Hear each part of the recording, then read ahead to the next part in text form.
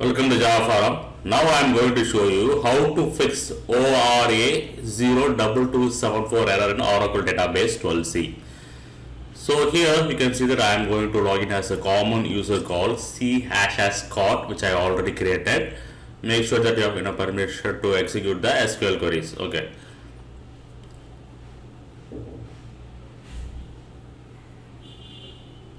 Now this is the query I am going to execute. So I am creating one slave table which is going to refer the master table.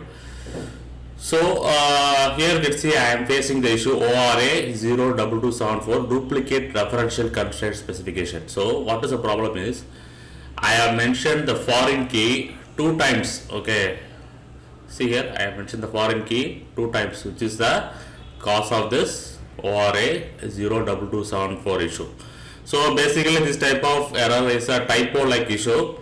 Okay, so make sure that in your SQL or PL SQL code whether duplicate entries are there. Okay, so this is the fix for this ORA-02274 duplicate referential constraint specification issue.